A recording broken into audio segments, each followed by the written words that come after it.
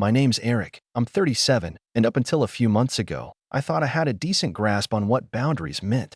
I'm a project manager for a mid-sized construction company, and in my free time, I like to tinker in the garage, small carpentry stuff, building shelves, restoring old tools, that kind of thing. The garage has always been my space, my sanctuary. It's where I went after long, draining days when I needed peace and a bit of wood dust therapy. But that peace? It didn't vanish all at once. It was chipped away, slowly, subtly, until one morning I found myself staring at a padlock on my own garage door. And that's when everything changed. It all started innocently enough. My wife, Jess, had always been close with her family, her parents, Frank and Marlene, and her younger brother, Troy.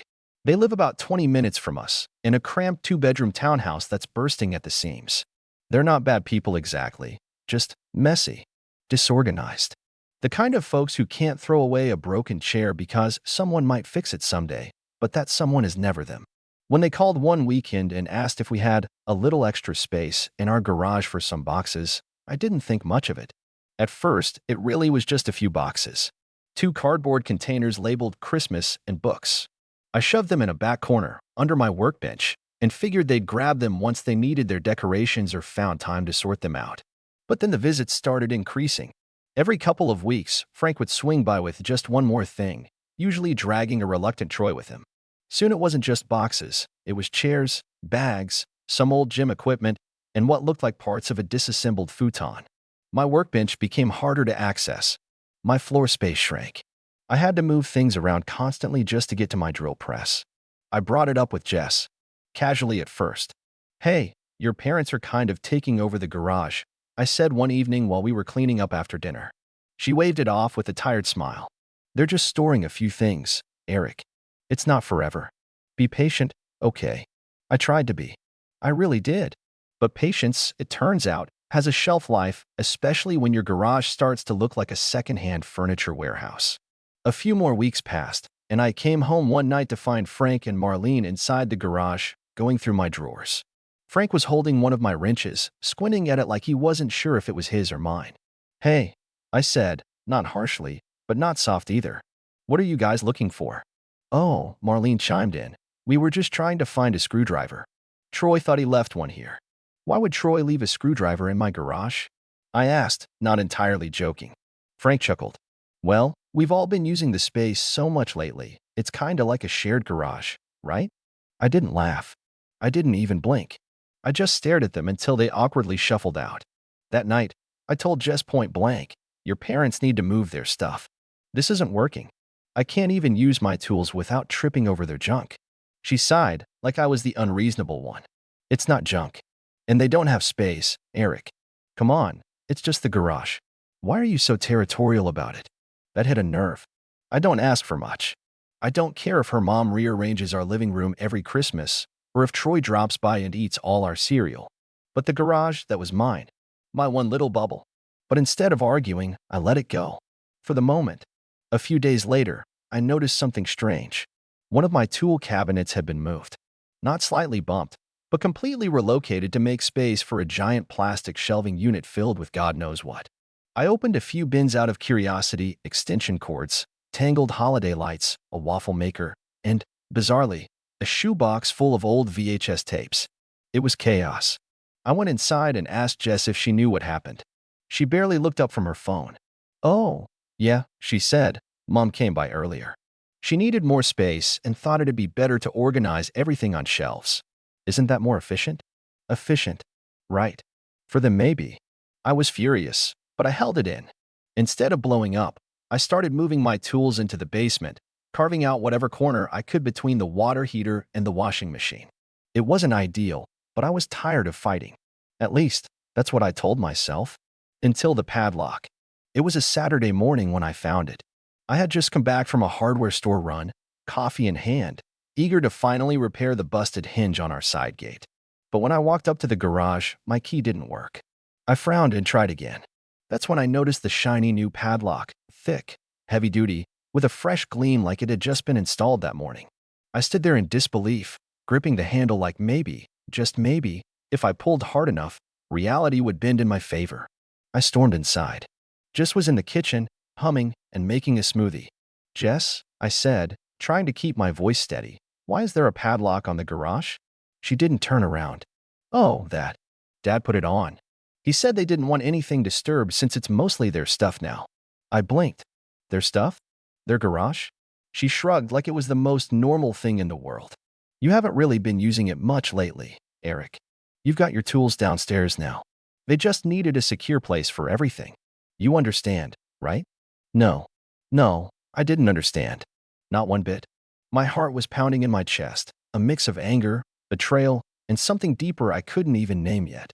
I walked to the hallway, opened the closet, and grabbed my toolbox. I didn't say a word. Not when Jess asked where I was going. Not when she muttered something about me being dramatic. I just walked outside, stared at that padlock one more time, and started unscrewing the hinges. I didn't break it. I didn't need to. I had enough tools to bypass a silly lock. Within minutes, I had the door open and stood in the garage, surrounded by everything that had slowly replaced me. Every shelf, every bin, every dusty old chair felt like a slap in the face. I took a long, steady breath. Then I made a decision. By noon, I had cleared a third of the garage. Carefully, methodically. I placed everything neatly on the curb, wrapped in plastic if it looked fragile, stacked where it wouldn't fall. I wasn't doing this in a rage. I was doing this like someone handling biohazard. Because that's what it felt like. Contaminated. Wrong. At 3:45 p.m., Jess came outside. Her eyes widened. Eric, what are you doing? I didn't stop packing. Reclaiming my garage, I said quietly. She walked over, her voice rising. You can't just throw their stuff out. I'm not throwing it out, I said calmly. It's on the curb. They can pick it up anytime. She stared at me like I'd grown a second head. You're being unreasonable. I turned to face her fully. No, Jess. What's unreasonable is me being locked out of my own space because your family can't rent a storage unit like normal adults. Before she could reply, my phone buzzed. It was Frank. Then Marlene. Then Troy. I didn't answer. I just kept working. And by sunset, everything was out. Every last box, bin, and bag. And what I did next, well, let's just say it made Frank go absolutely pale when he arrived.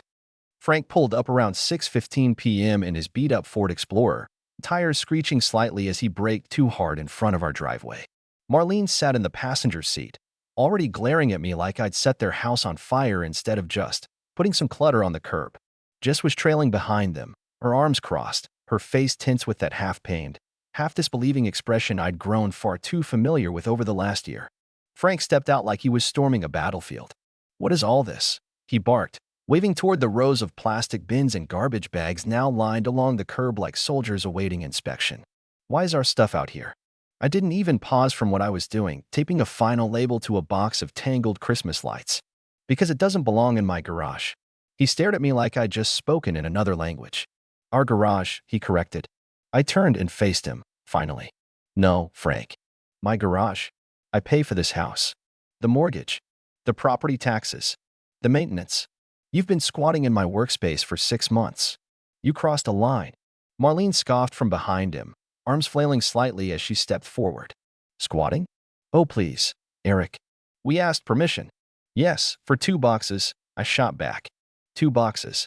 That somehow turned into 20 bins, a treadmill, an entire shelving unit, and a padlock on my door.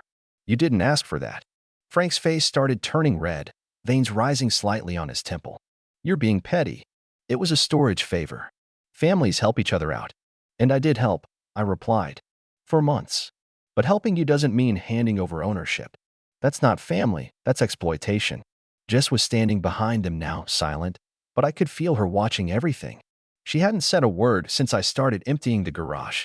Her expression wasn't furious, not exactly, but stunned, maybe even ashamed. She hadn't expected me to go through with it. Troy finally pulled up around 6:30 in his tiny Hyundai, slamming the door shut and walking over with that signature smug smirk. Wow, he muttered, shaking his head, you're really losing it, huh? I glanced at him, then pointed toward the sidewalk. The stuff's sorted by owner. Your bins are on the far end. You serious right now? He laughed, still smirking like this was some petty prank. You're kicking us out over a garage? You've got the whole house, man. Why do you care so much?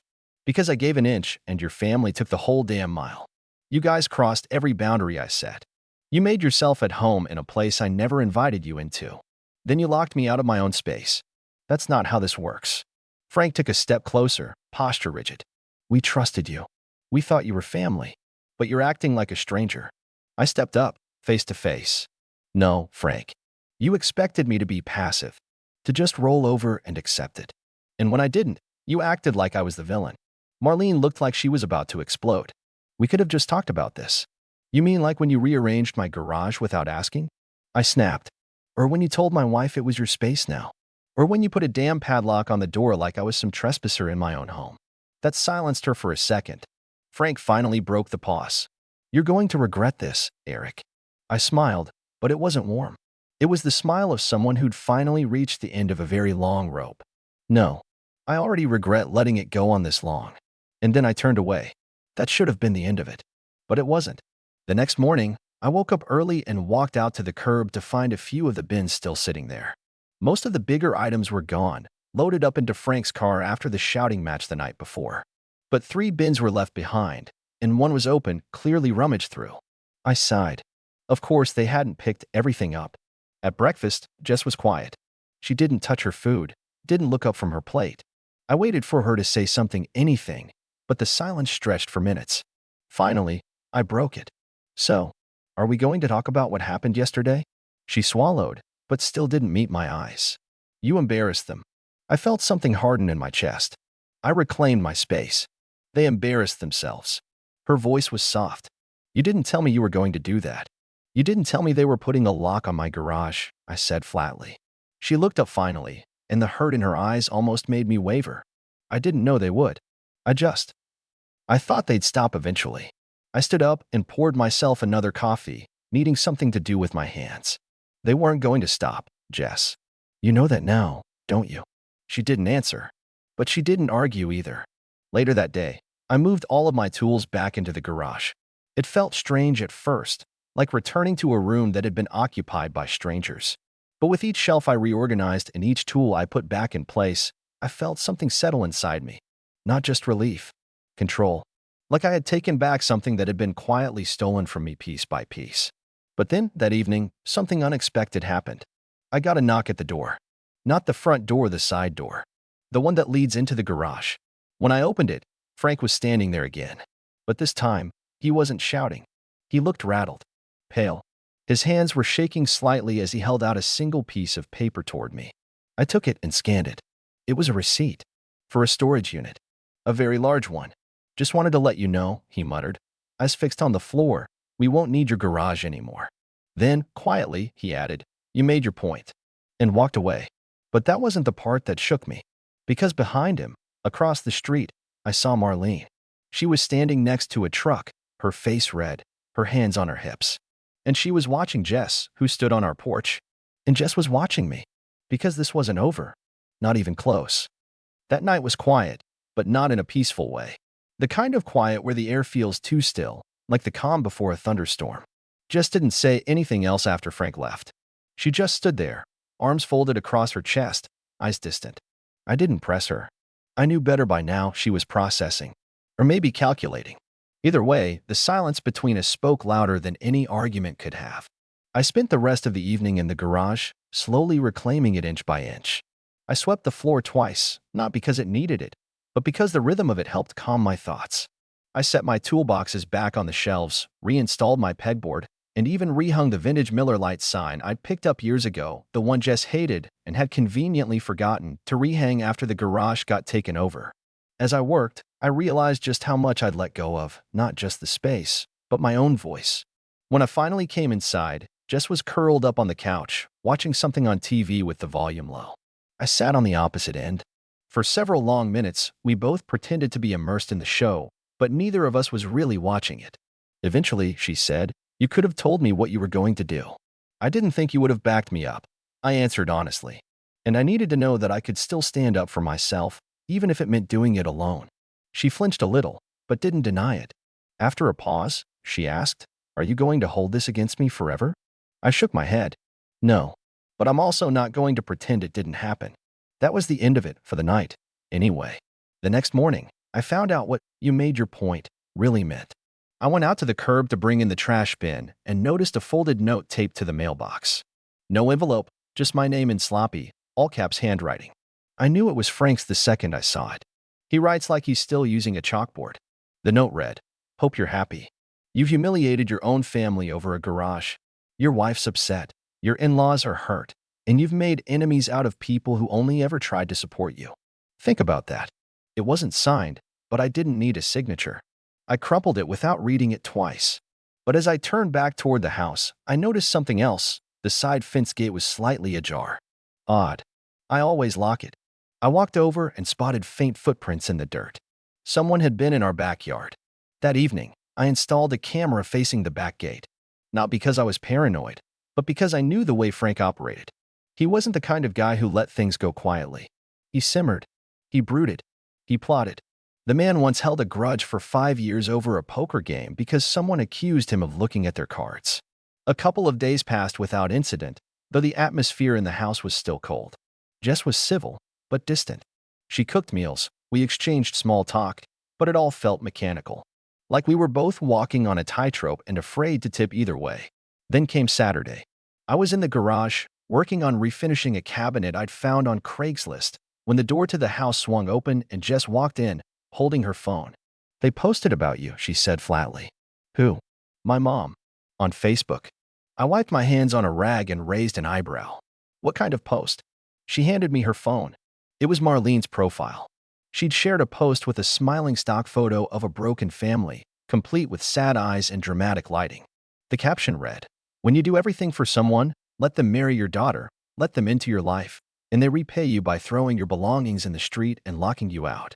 Some people are only family by name, not by heart. Hashtag disrespect, hashtag ungrateful, hashtag family matters." The comments were worse. One of her friends wrote, "He sounds toxic. Your daughter deserves better." Another chimed in, "Sounds like you need to move in with her and get her out of that situation." And then one particularly nosy neighbor, Linda, who I already hated, had added, "I saw that stuff on the curb. I thought someone was evicted. Can't believe it was your son-in-law. Shameful." I handed the phone back. "So that's how they're spinning it." Jess didn't say anything. She just sat down on the edge of my workbench and rubbed her temples. "They're never going to stop, are they?" "Not unless you make them," I said gently. "I don't want to be in the middle of this, Eric." I nodded. "I know. But pretending you're not in the middle doesn't make it go away.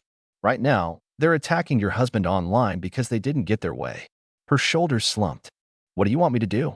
"Tell them it's not okay. Tell them to take the post down. Tell them you're on my side." She hesitated. Then, quietly, "I don't want to pick sides." And that's when I realized she already had. She just didn't want to say it out loud. Later that evening, after she went to bed, I sat in the garage and stared at nothing for a long time. The air smelled like sawdust and varnish, familiar and grounding. I kept thinking about that note Frank left me, about how I'd humiliated them. It's funny how entitled people always feel victimized when you finally draw a line. The next day, the doorbell rang. When I opened it, there was no one there. Just a manila envelope on the welcome mat. Inside, something that made my stomach twist. Because now, they weren't just being petty. They were trying to escalate. And they just made a massive mistake. I picked up the envelope and felt a weight in my chest before I even opened it. It was thick, heavy, like it was trying to warn me. This changes everything. I brought it into the garage, sat at my workbench, and opened it with the same care I'd used to handle a splintered board about to snap. Inside were photocopies of receipts, photos printed from a phone, and a handwritten letter from Frank. The receipts were for tools. My tools. Photos showed my workbench, my drill press, my shelves, all labeled in sloppy black Sharpie with little notes like, "Ours, family property, contributed by Frank." The letter was worse. It read, "Eric, since you've decided to make things legal and draw lines, here's what you need to know. Many of the tools and items in that garage were paid for or co-purchased during visits over the past year. We have proof of contribution and are prepared to claim our share. If you do not return our items or compensate us for what's missing, we will be pursuing small claims court." This could have stayed civil. Frank. I stared at the page. The ink blurred slightly from how tight my jaw clenched. Frank was trying to claim ownership over my property. He was rewriting history to paint himself as the generous benefactor who'd outfitted my garage as if he'd ever paid a single cent. It was a desperate bluff. He didn't have a leg to stand on, and he knew it, but that didn't mean he wouldn't try to drag me through the mud. I called Jess into the garage. She took one look at the papers, and her face turned white. "You're kidding," she whispered. "I wish I was," I said, handing her the letter. "I don't even know what half of this is supposed to prove." She looked at me, then back at the photos. "That's your sander. I remember you ordering it on your birthday 2 years ago." "Exactly. And my dad gave me that leveler as a gift when I got my first job in construction. These aren't Frank's. He's trying to fabricate a narrative because I embarrassed him." She looked up at me slowly. "What are you going to do?" "I'm going to respond, but not the way he wants." That night, I called a lawyer friend of mine named Lewis. We'd worked together on a few site compliance issues before, and I trusted him. I sent over the photos, the receipts, the letter. He reviewed everything and called me back within 2 hours. "Yeah, this isn't going anywhere," he said. "But you need to make a paper trail. Respond once, clearly, and then no more contact. Make it airtight in case he actually tries to take this to court." So I drafted an email. Calm, professional, not emotional. "Frank, I received your letter and reviewed the documents enclosed. To be clear, all tools and items currently in my garage were either purchased by me or gifted to me, and I have supporting receipts or witness statements to that effect. Your claims are unfounded.